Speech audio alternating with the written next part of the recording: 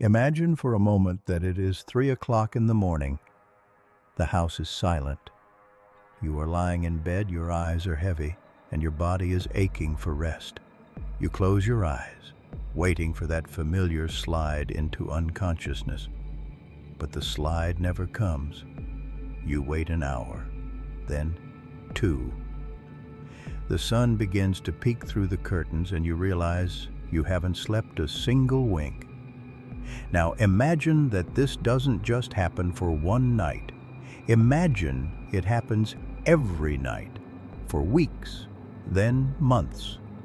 You try every pill, every tea, every breathing exercise known to man, but your brain has forgotten how to turn off. You are wide awake, and you will stay wide awake until the day you die. This isn't a creepypasta or a psychological thriller. This is the documented reality of the world's most terrifying medical mystery. This is the story of the man who forgot how to sleep. In the medical community, it is known as Fatal Familial Insomnia, or FFI. It is a disease so rare it only affects about 30 families worldwide. It is a genetic death sentence, a slow-motion car crash that destroys the human mind by denying it the one thing it needs to survive, the void of sleep. To understand the horror of FFI, we have to look at the man who brought it to light. A charismatic Italian aristocrat we will call Silvano. In 1984, Silvano was at a royal ball, dressed in a tuxedo, dancing and enjoying the height of his life. But as he danced, he noticed something strange. He was sweating excessively. His pupils had shrunk to the size of pinpricks. Most people would think it was just the heat or the excitement of the party, but Silvano knew better.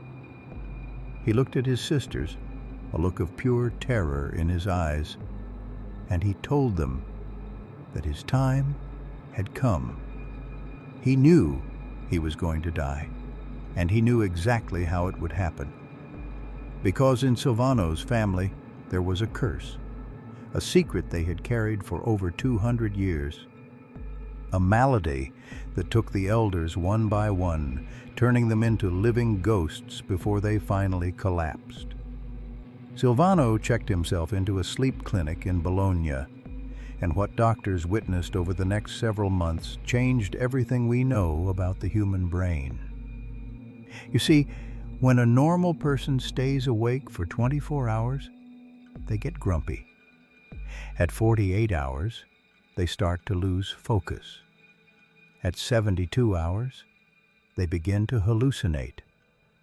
But the brain eventually forces sleep. It's called a micro-sleep. The brain will literally shut itself off for seconds at a time to keep from burning out. But Silvano's brain wouldn't do that. His brain had lost the physical mechanism to enter sleep. Inside the center of your brain, there is a small walnut-shaped structure called the thalamus. Think of the thalamus as the grand gatekeeper of the mind.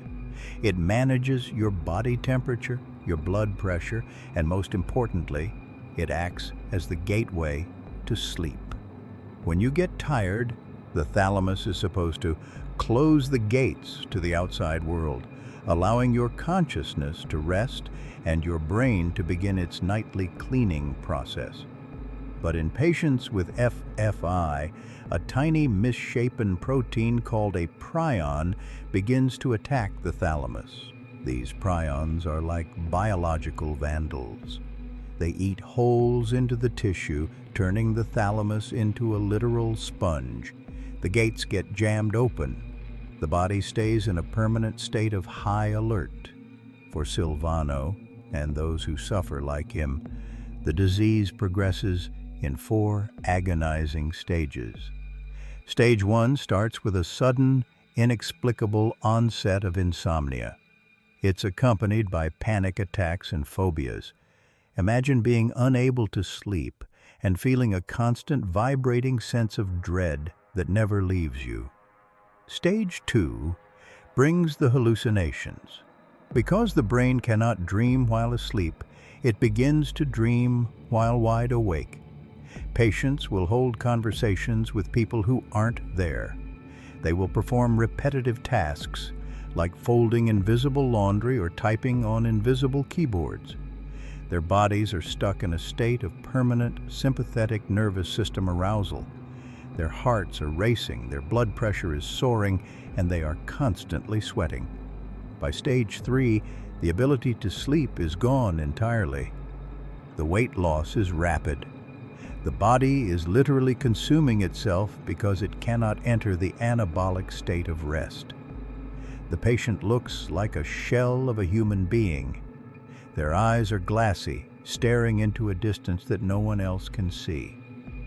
And then comes stage 4, total dementia.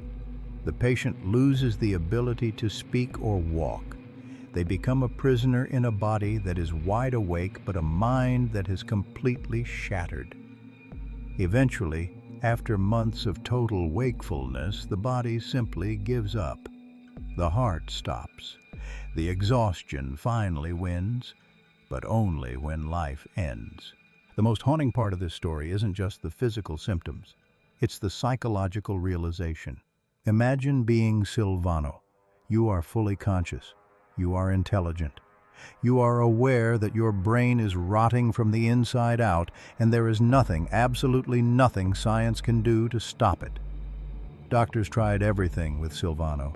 They gave him powerful sedatives, the kind that would knock out a horse. They put him in sensory deprivation tanks. Nothing worked. The sedatives would make his body limp, but his brain waves showed he was still wide awake. He was conscious during the entire process of his own mental disintegration. Before he died, Silvano did something incredibly brave. He sat down with doctors and allowed them to film him. He wanted the world to see what the curse looked like, so that future generations of his family might have a chance to live. He donated his brain to science, and it was through his sacrifice that researchers finally identified the PRNP gene mutation. We learned that sleep isn't just a luxury or a period of downtime. It is a violent, necessary biological requirement. Without it, the brain drowns in its own metabolic waste. But here is the part that should keep you up tonight. While FFI is genetic, there is a version called sporadic fatal insomnia. It's the same disease, the same prions, the same holes in the thalamus, but it happens to people with no family history of it. It just happens. A random mutation, a biological glitch. One day you're fine, and the next, your brain simply decides that it's done sleeping forever. There is currently no cure for FFI. There is no treatment that can restart the thalamus once the prions have begun their work. It remains one of the rarest and most terrifying ways to leave this world. It reminds us that our grip on reality, our sanity, and our very lives depend on a small gatekeeper in the center of our skull that we take for granted every single night. As you lie in bed tonight and you feel that familiar heaviness in your eyelids, realize how lucky you are. Feel the relief as the world fades away and your mind drifts into the darkness. Because for some people, that darkness never comes. They are the watchers, the ones left behind in the light, waiting for a rest that only comes when the heart finally stops beating. Sleep is the cousin of death, they say. But for the man who forgot how to sleep, death was the only rest he ever found. Next time you find yourself complaining about being tired or wishing you had more hours in the day to be productive, remember the story of Silvano. Remember that the unproductive hours of the night are the only thing keeping you human. Your brain needs the void. It needs the silence, because the alternative is a nightmare you can never wake up from. This is Mystery Archive. Sleep well tonight, if you can.